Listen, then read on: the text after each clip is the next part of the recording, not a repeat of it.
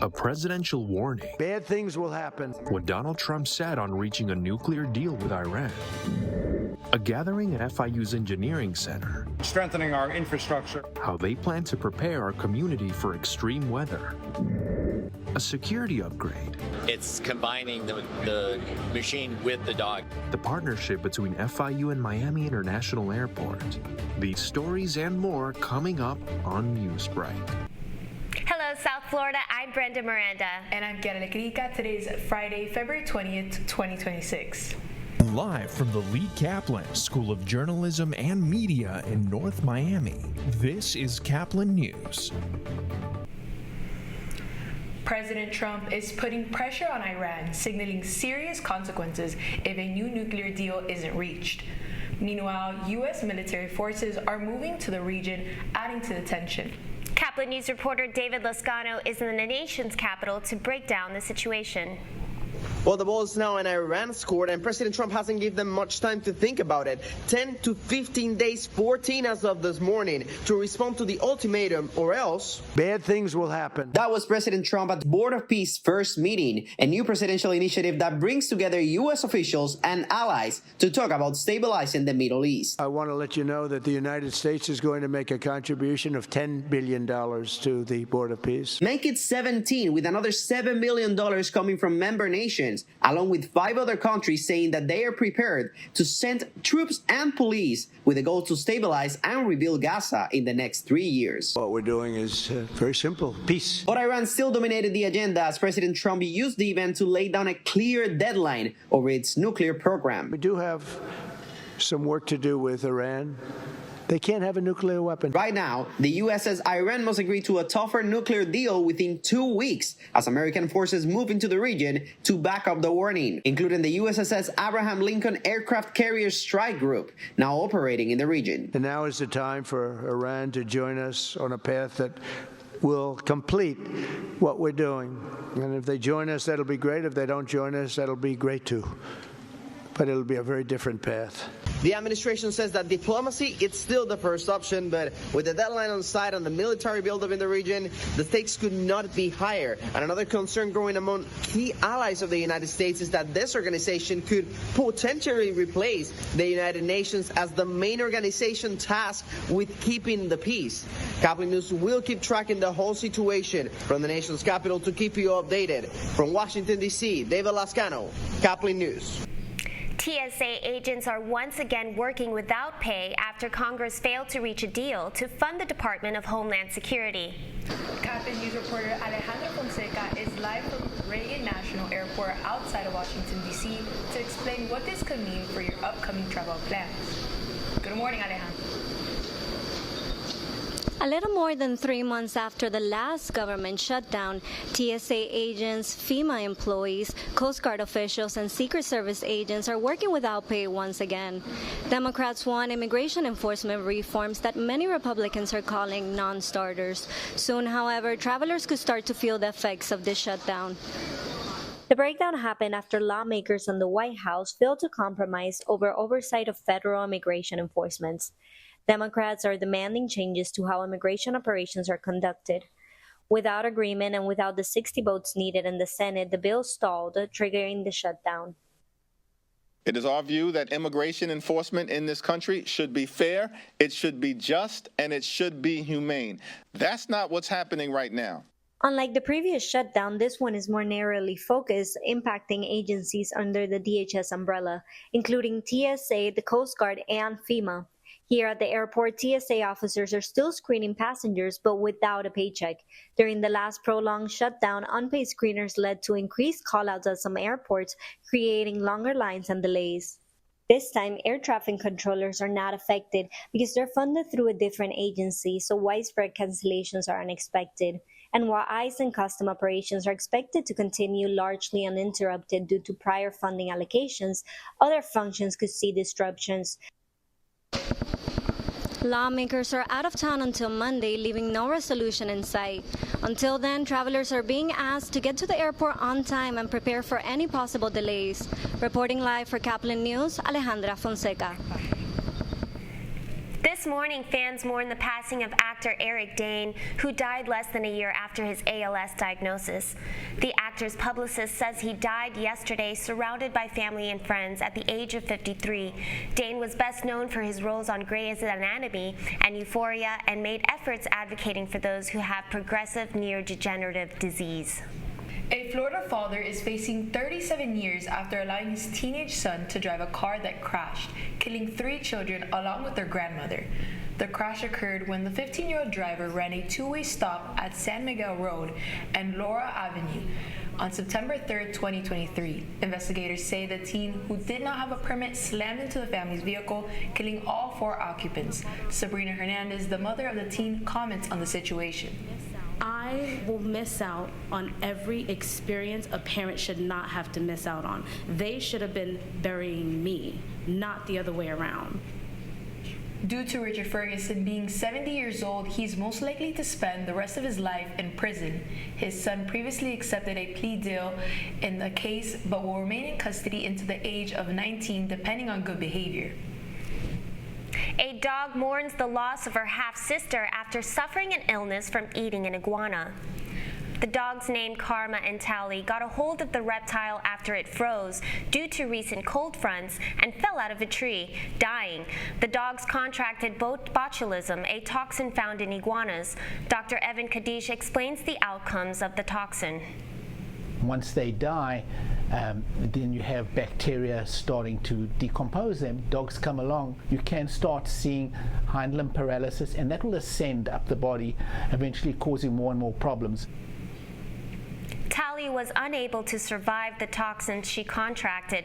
Dr. Kadish advises pet owners that botulism cases rise during cold snaps and to check around homes and dispose of iguanas safely when they freeze. Many local leaders touring FIU's Engineering Center for an infrastructure pre-summit, taking a closer look at how new research could be implemented in real-life projects. Caplin's Alejandro Marquina is live in Miami with more details. Alejandro? Good morning, Brenda and Chiara. These officials were looking at different artifacts made for extreme weather, such as the one behind me, and this is all part of a 2-day National Infrastructure Summit hosted by FIU. Wonderful experience here at FIU. Leaders from across South Florida gathering Thursday at FIU's Engineering Center, touring research facilities focused on how communities can better prepare for extreme weather. We're highlighting the importance of private-public partnerships and strengthening our infrastructure. The visit is part of a pre-summit tour ahead of a national infrastructure meeting. The public and private are getting together and making our society and our quality of life so much better. The first stop, FIU's Wall of Wind. Here, researchers test how buildings respond under hurricane-level conditions, exposing material to powerful wind forces to study structural weaknesses. These kind of facilities can simulate the effects of hurricane on buildings, bridges, other infrastructure. So we learn how they break. Once we know how they break, we can design them better so they become more safe and more resilient. But storm testing is only part of the equation. Just steps away, leaders move into a concrete lab where students and engineers, with the help of a 3D concrete printer, can explore new ways to build faster and stronger material. These technologies are starting to be implemented in the field. It's mainly to address some of the deficient infrastructure that we have and repair them, upgrade them at a fraction of the cost of replacing them. City leaders say this type of partnerships with universities help turn research into real-world infrastructure projects. Things like this amazing concrete project and also the Wall of Wind are the way we put research into practice to make sure Florida's building codes are changed, that we're building more resiliently. If we didn't have a research institution of such quality like FIU right in our backyard, we would not be able to be implementing these technologies. This morning, the summit is continuing with FIU President Janet Núñez expected to meet with other university leaders in Miami Beach. Live from West Miami-Dade, I'm Alejandro Marquina, Caplin News. Airport Airport security could be entering a new era. Florida International University partnered with Miami International Airport to test technology designed to detect threats and improve emergency response. Caplin News reporter Paula Sirignano shows us that the training prepares teams for real emergencies. You might be looking at this robot and think this is something completely out of science fiction, but actually this is what could be the future for airport security. FIU partnered with Miami International Airport to run threat response simulations using bomb-sniffing dogs, robotic technology, and advanced detection sensors. In one scenario, K9 Ruby searched a suspicious vehicle in the arrivals area and alerted officers to a potential threat. A robot dog that scanned the car from a distance and collected a swab sample to identify the material. Researchers say the goal is not to replace current security tools, but to enhance them. It's not really pitting the dog against the machine. It's combining the machine with the dog to better detect threats and to make the community safer. The simulation also tested how the technology works in more complex environments. In another drill, K9 Ruby and her handler, Officer Miguel Manteiga, searched an aircraft on the airport's runway, while the robot system performed the same inspections separately, helping teams compare traditional canine detection with robotic technology. And for canine units, that extra support could help improve response in real emergencies. Dogs would initially alert on something, and the actual robot dog would come in afterwards, and it could detect the type of explosive that's there, among other things, which is a great advancement because dogs can detect explosives but can't tell you what type of explosives are there. Airport officials say exercises like these help improve response time, answering security operations in high-risk environments like airports. And according to Miami International Airport's chief of security, that technology could add another layer of protection. We deal with that a lot, unfortunately, in the industry. And at the end of the day, it's just another layer, another piece of the puzzle to help us mitigate threats, and if we can do it more efficiently, that's definitely a plus for everyone. Researchers say simulations like these help agencies prepare for real-world emergencies and could shape the future of airport security. For Caplin News, I'm Paula Sirignano. From Super Bowl to Super Sale. That's still ahead, and so is this story. But in my mind, I'm thinking, great, I'm on borrowed time now. The odds are in favor of a South Florida surgery patient, but that doesn't mean her journey hasn't been a struggle. Newsbreak will be back in 2 minutes.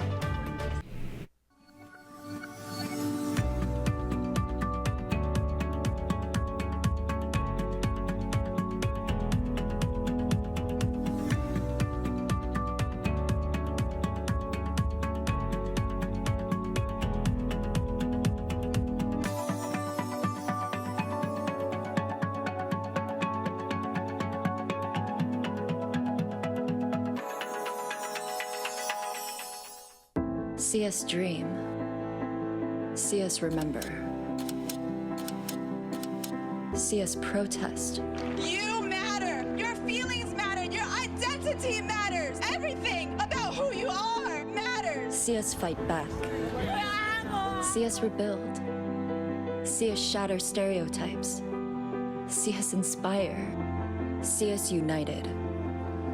See us now. There are 16 million children struggling with hunger in America. That's 1 in 5 daughters, sons, neighbors, and classmates who don't know where their next meal is coming from. Yet billions of pounds of good food go to waste every year. It's time we do something about it. Feeding America is a nationwide network of food banks that helps provide meals to millions of kids and families in need. Visit feedingamerica.org to help them feed even more. Together, we can solve hunger. Together, we're feeding America.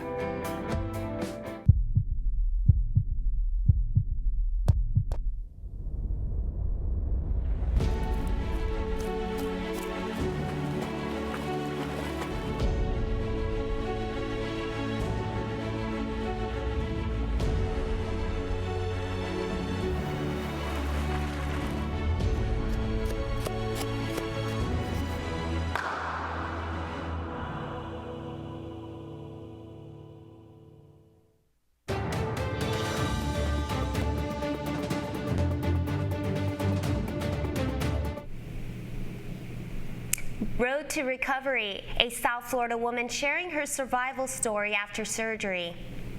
A South Florida woman is part of the 90% of patients who survive the first year of surgery after receiving a heart transplant, but the journey to get there is often long and uncertain. Caplin News reporter Isabela Gonzalez Martins has more. An organ transplant can be life-saving, but many recipients face long waits and ongoing medical challenges. 1 year ago, Migdalia Rodriguez got a second chance at life through an organ transplant. Tests showed her heart was severely enlarged, placing her in heart failure. Today, that new heart has allowed her to move forward with her life. It was stressful because there was a lot of acceptance when typically with the heart transplant or being a transplant survivor, statistically it's 7 to 10 years before you need another transplant. I mean, those are statistics. There are many people that survive a lot longer than that time frame. But in my mind, I'm thinking, great, I'm on borrowed time now.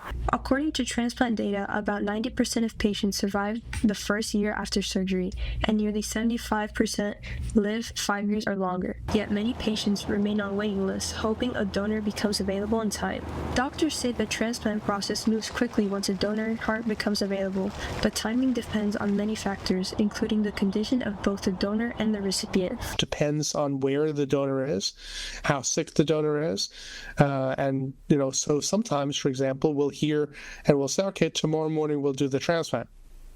There are some times, however, where you have very little time and we'll hear there's a donor and maybe we have to get the recipient in the hospital in 2 to 4 hours. Doctors say no two transplant journeys are the same, but for patients like Migdalia, one donor's decision can mean a new beginning. Organ donation continues to save lives, offering hope to thousands of patients still waiting for their second chance. Reporting for Caplin News, I'm Isabella Gonzalez Martins. The Super Bowl champions are up for sale. Microsoft co-founder Paul Allen announced the start of the sale process for the Seattle Seahawks. They're the first team in the Super Bowl to be put on the market less than a month after their second win in franchise history. The process is expected to continue through the offseason. That's all the time we have for Newsbreak. I'm Carla Crica. And I'm Brenda Miranda. Get more news anytime at caplinnews.fiu.edu.